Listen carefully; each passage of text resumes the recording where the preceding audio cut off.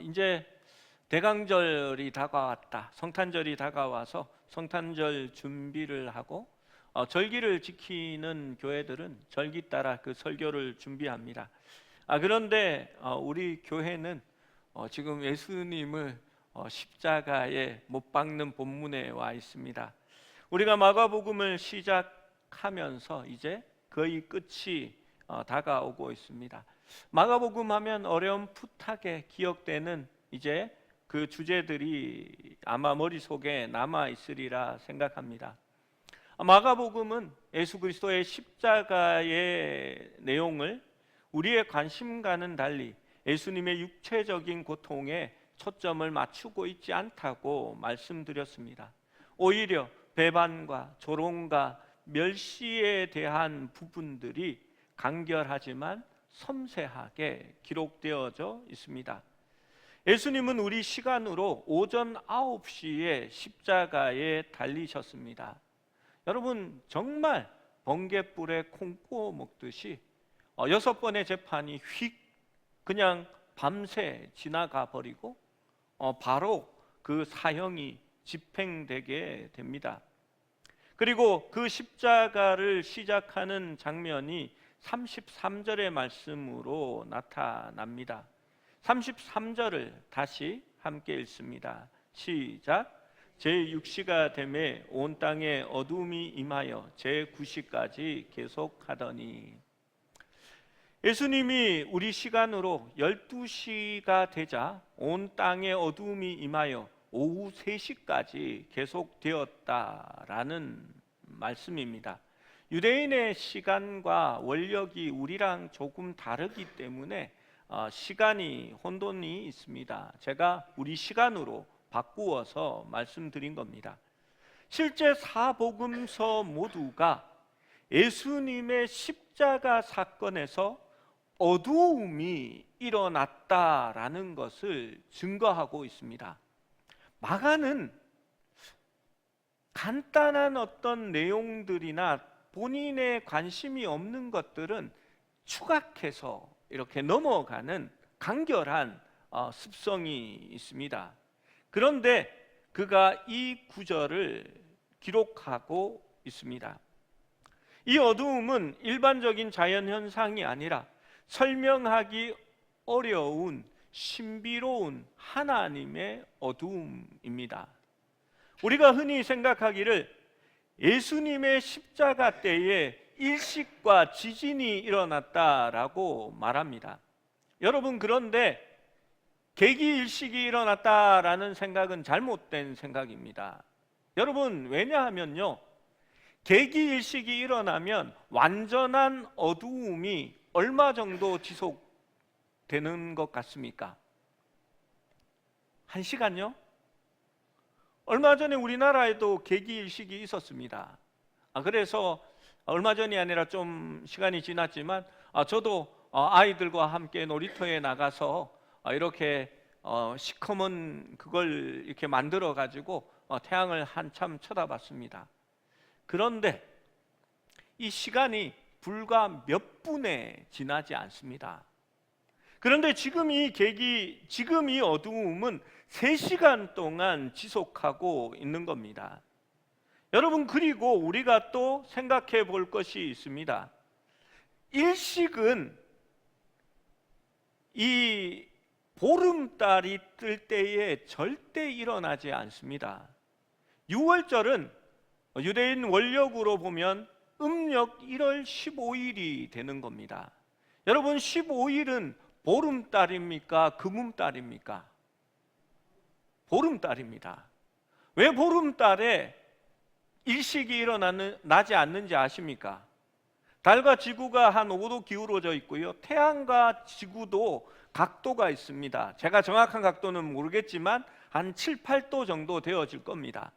그러면 이 세 태양과 달과 지구가 정확하게 일직선을 이루기 위해서는 달이 한 방향을 반대 방향으로 돌아갔을 때 일직선이 이루면 지구의 그림자가 달을 거의 덮게 되는 겁니다. 그러면 달이 초승달이거나 삭이 되어서 거의 달이 보이지 않게 될 때에 이 달이 다시 돌아서 지구와 태양 사이에 끼일 때에 일식이 일어나는 겁니다.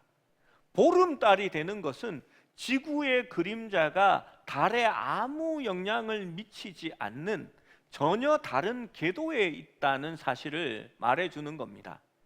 즉 6월절은 보름이기 때문에 일식이 일어나는 조건이 절대 되지 않습니다. 그래서 어떤 사람들은 그렇게 말합니다. 사막에 모래 폭풍이 불어와가지고 공중을 덮어서 이렇게 어두움이 찾아왔다라고 얘기합니다. 그런데 황사같이 와서는 절대 깊은 어두움이 생길 수 없습니다. 그리고 6월절은 겨울입니다. 바로 우기 때이지요. 우기 때는 모래 폭풍이 일어나지 않습니다. 그렇기 때문에 절대 이것이 일식이 아니라라는 것을 저는 말씀드립니다. 이때의 어두움은 무슨 어두움일까요? 그리고 3시간 동안 예수님이 십자가에 달려 있을 때에 죽기 직전까지 일어난 이 어두움은 어떤 의미를 가지고 있을까요? 왜 복음서를 기록한 이 사도들은 이 어두움에 대하여 하나같이 다 언급하고 있겠습니까? 예수님이 십자가에 달리던 날을 구약의 많은 선지자들이 여호와의 날이라고 언급합니다. 우리 오후 예배 때에 성경의 구약 개론을 영상으로 계속해서 봤습니다. 선지서의 모든 내용들이 여호와의 날에 대하여 예언하고 그 날이 올 때에 이 백성이 회복하게 된다라고 말합니다. 그런데 저는 이상한 것이 늘 있었습니다. 여호와의 날이 오고 백성이 회복되면 그 여호와의 날은 밝은 날이고 빛의 날이고 기쁨의 날이 되어야 할 텐데 성경은 여호와의 날을 그렇게 묘사하지 않고 있다는 것입니다. 아모스 5장 18절 말씀을 함께 읽어봅니다. 시작. 화 있을진저 여호와의 날을 사모하는 자여, 너희가 어찌하여 여호와의 날을 사모하느냐? 그 날은 어둠이요 빛이 아니니라. 백성들이 여호와의 날을 사모할 때에 선지자는 너희가 왜 그 날을 사모하느냐?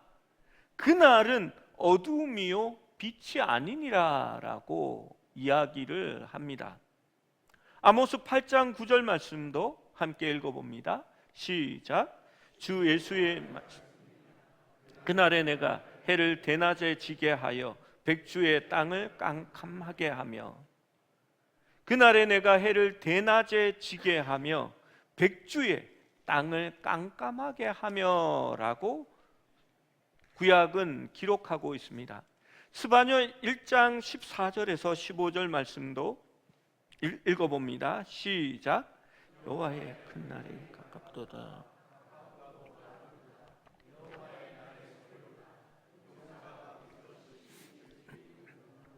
그날은 분노의 날이요 환난과 고통의 날이요 황폐와 패망의 날이요 캄캄하고 어두운 날이요 구름과 흑암의 날이요.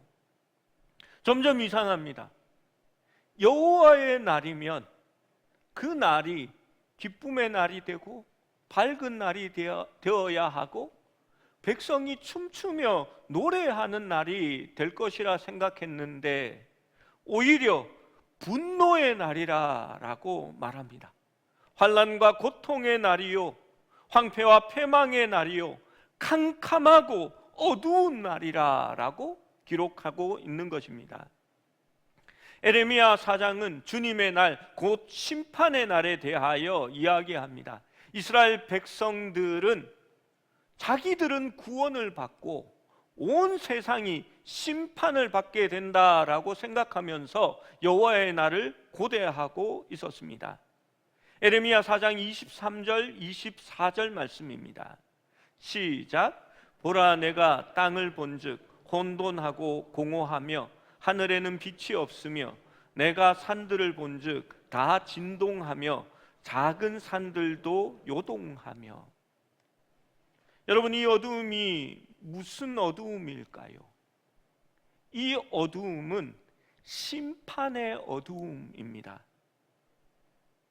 이 심판은 예수 그리스도에게 임한 심판이 아니라 실제로 우리에게 내려질 심판의 어두움이었습니다. 여호와의 날은 하나님의 진노가 온 땅을 덮고 하나님의 심판이 이 땅 위에 행해지는 날이었습니다. 성경에는 하나님을 자주 태양에 비유합니다. 태양은 진리의 근원입니다.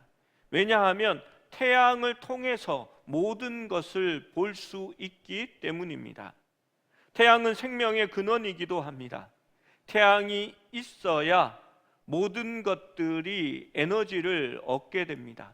태양으로 식물은 자라게 되고 그 식물을 먹은 초식 동물들이 생겨나게 되고 또 초식 동물들을 먹는 육식 동물들이 살아갈 수 있기 때문입니다. 따라서 성경은 하나님이 모든 진리의 근원이자 모든 생명의 근원이라고 빛에 비유하여서 이야기할 때가 있습니다. 이 어두움은 하나님께서 자신의 얼굴을 사람으로부터 가리운 날이 되는 것입니다. 예수님은 심판의 날, 즉 아직 빛이 없을 때에 모든 것의 형체가 없고, 성경은 이러한 모습을 창세기 1장 2절에 땅이 혼돈하고 공허하며 라고 표현합니다. 여러분, 그 말은 깊은 어두움 가운데 있다라는 것을 표현하는 말입니다. 흑암이 깊음 위에 있을 때에 창조되지 않은 스스로 존재하는 하나님이 낮은 피조물이 되어서 우리에게 닥쳐오는 심판을 대신 받으시고 계신 것입니다. 여러분, 이 흑암의 어두움을 에레미야 4장 23절 24절에서는 창세기 1장 2절과 똑같이 보라, 내가 땅을 본즉 혼돈하고 공허하며 하늘에는 빛이 없으며 라고 표현하고 있었던 것입니다. 여러분, 예수님은 피조물에게 침뱉음 당하고 조롱과 멸시를 받았습니다. 예수님은 빼앗긴 나라에 태어나 나라가 없는 슬픔도 겪으셨습니다.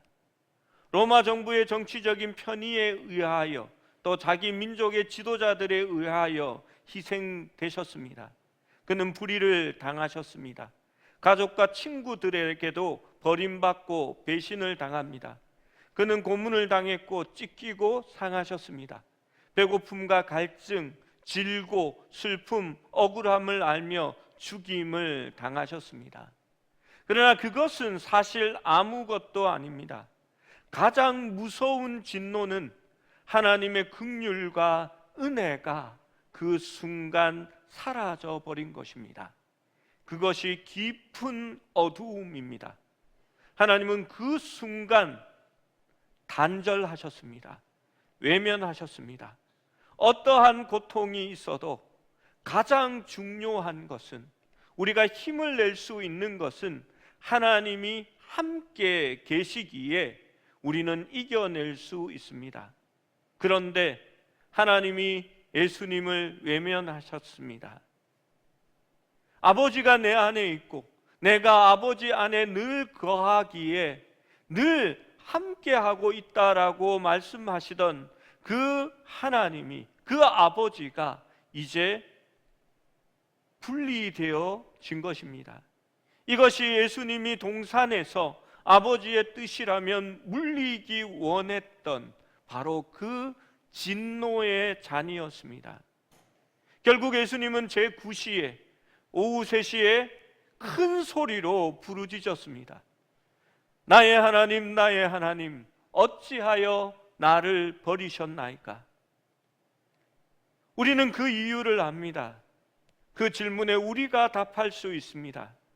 그분께서 죄를 위한 제물이 되시고 죄인들을 대신하여 죽으시고 우리를 위해 저주를 짊어지시고 우리 죄의 형벌을 짊어지셔서 속건 제물이 되시기 위해서였습니다. 이사야 53장 10절은 이렇게 말씀합니다.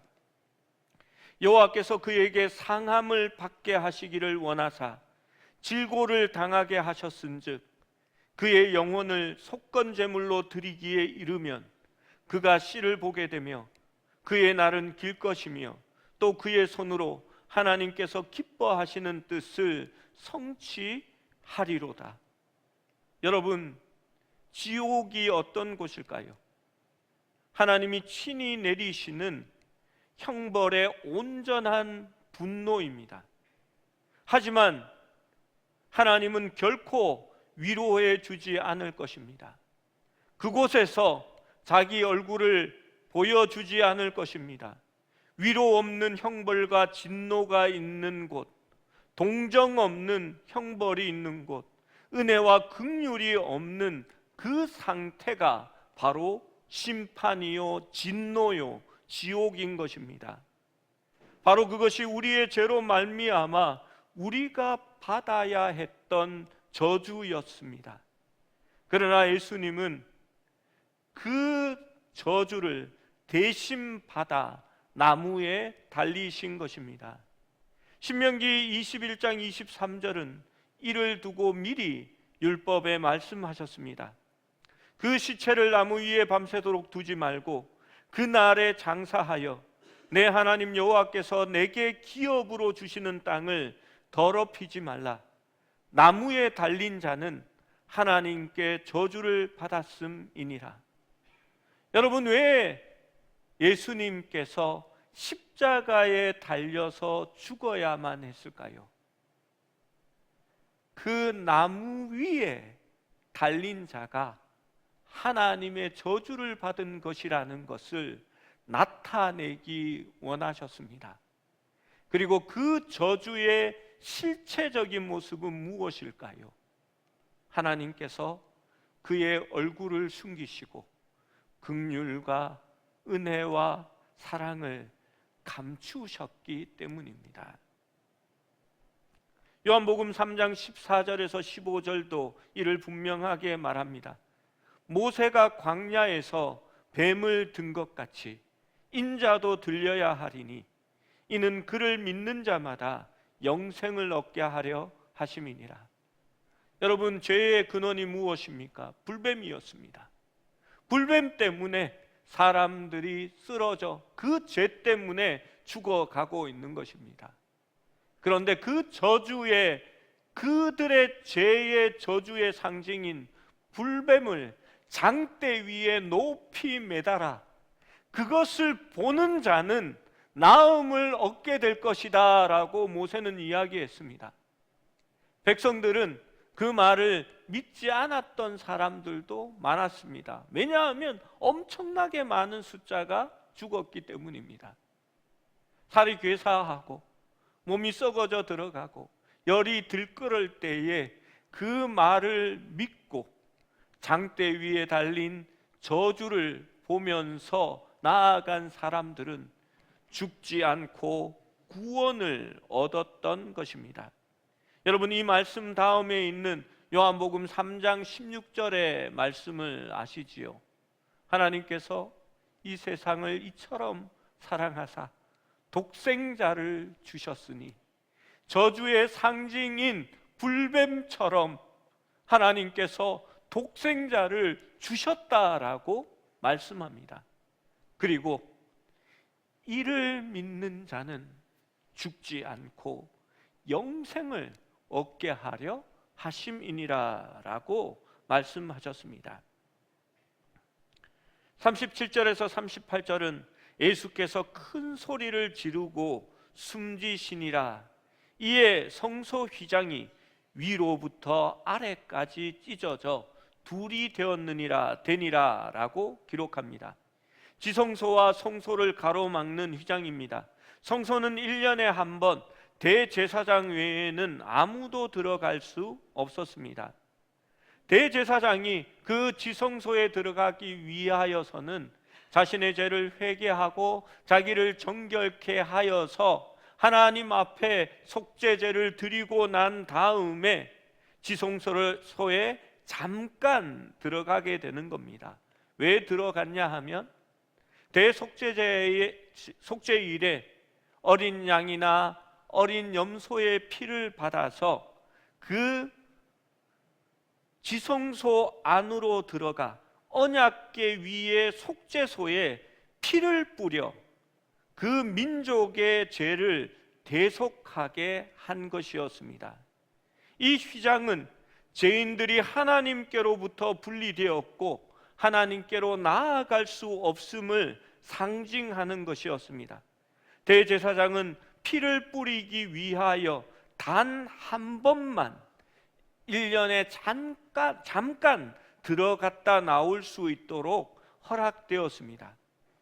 그런데 이제 예수님은 영원한 대제사장이 되셔서 자신의 피를 뿌려 영원한 속죄를 이루게 된 것입니다. 예수님이 죽으시는 그 순간은 구원의 새 언약이 비준되는 순간입니다.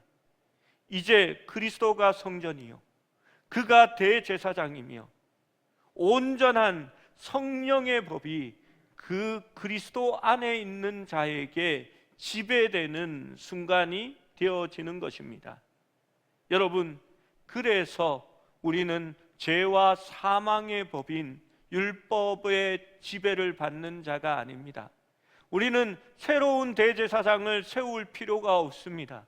의로우신 예수 그리스도께서 죄가 없으신 온전한 대제사장이 되어주시기 때문입니다. 그분이 흘린 피가 속죄제에 우리를 위한, 속죄소에 우리를 위한 피가 되심으로 우리는 하나님 앞에 담대히 나아갈 수 있게 된 것입니다. 마가복음은 휘장이 찢어지는 그 요점을 제대로 이해하기 위해 먼저 들어가는 사람, 즉 백부장을 예로 보여주고 있는 것입니다. 이 순간이 사실 마가복음의 가장 절정에 해당하는 구절입니다. 15장 39절에 예수를 향하여 섰던 백부장이 그렇게 숨지심을 보고 이르되 이 사람은 진실로 하나님의 아들이었도다 하더라. 여러분, 마가복음에 있어서 가장 먼저 온전하게 드려지는 고백이 되어지는 것입니다. 마가복음은 처음부터 이렇게 시작합니다. 하나님의 아들 예수 그리스도의 복음의 시작이라고 말하고 있습니다.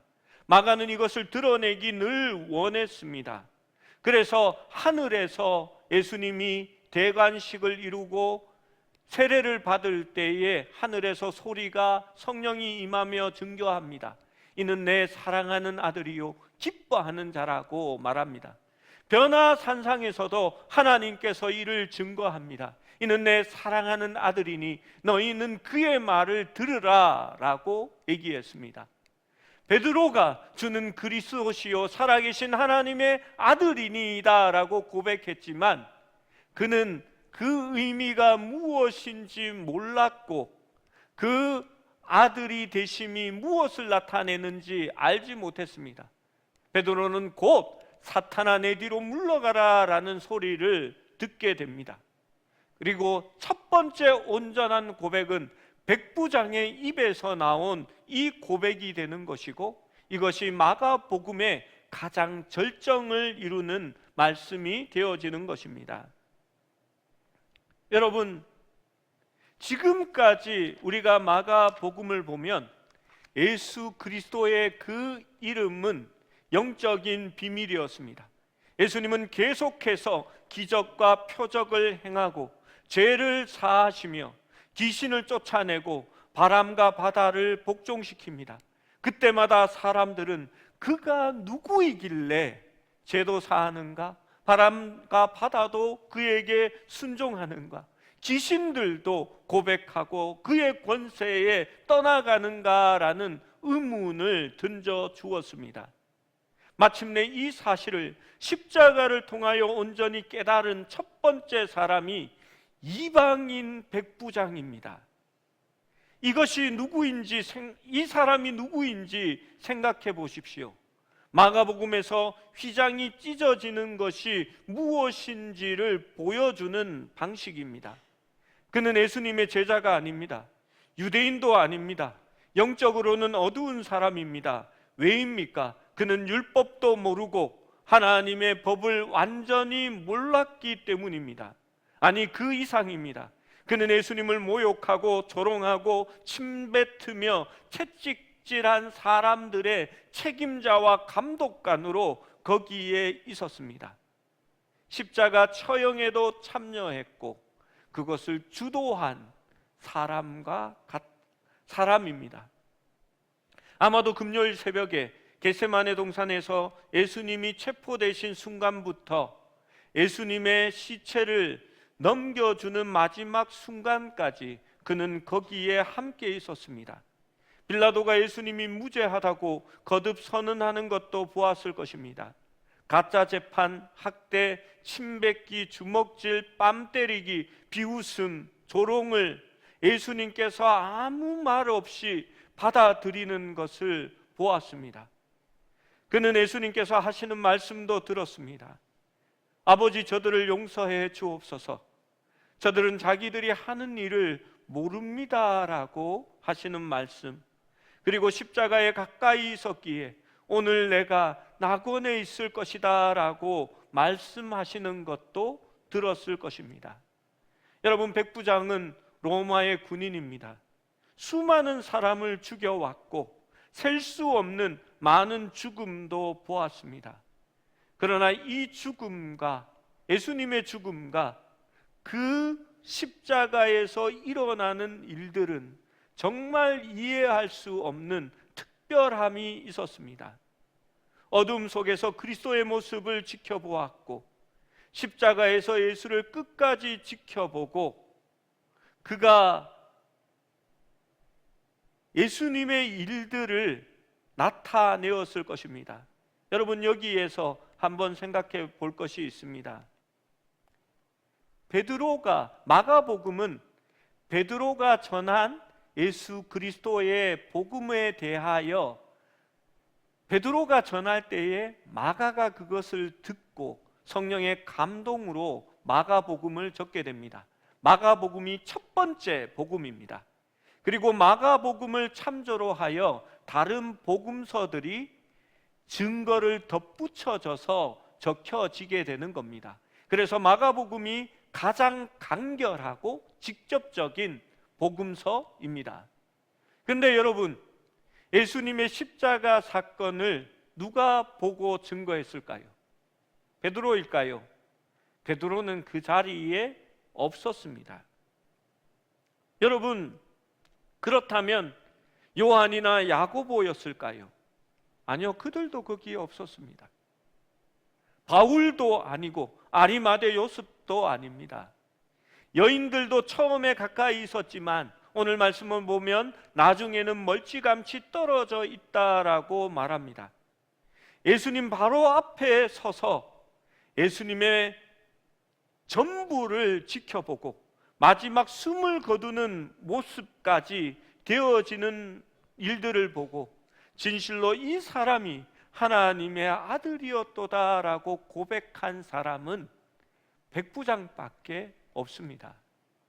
그래서 많은 성경학자들이 그 복음의 증거가 이 백부장의 입을 통하여 전해지게 되었고 그것을 사도들이 들었고 증거했으며 그 내용들이 마가를 통하여 복음서로 적히게 되었다라고 말하고 있는 것입니다. 여러분, 이 백부장을 통하여, 회심한 백부장을 통하여 로마 교인들에게 이 복음이 증거가 된 것입니다. 그가 바로 복음의 증거자 1호가 된 것입니다. 유대인이나 율법이나 할례가 중요한 것이 아니라 그리스도 예수 안에 있으면 새로운 피조물이 된다는 것을 그가 증명한 것입니다. 깊은 절망의 어두움 가운데 하나님께 닿을 수 없던 우리에게 어두움을 뚫고 우리에게 오셔서 주님은 구원의 산 소망이 되셨습니다. 그 어떤 것도 죄와 사망으로 우리를 저주할 수 없습니다. 왜냐하면 십자가에 달리신 하나님의 아들 예수 그리스도가 그 모든 죄를 대신 지셨고 감당하셨기 때문입니다. 그것이 마가가 우리에게 들려주는 십자가의 이야기입니다. 그래서 주님의 날은 깊은 어두움 속에 그 3시간이 얼마나 중요한지를 우리에게 알려줍니다. 하나님도 우리의 죄 때문에 온전한 심판을 위하여 그리스도를 외면하시고 그의 얼굴을 가리우셨던 것입니다. 사랑하는 여러분, 우리가 이 땅을 살아가는 것은 그리스도의 십자가 때문에 온전히 살아가는 겁니다.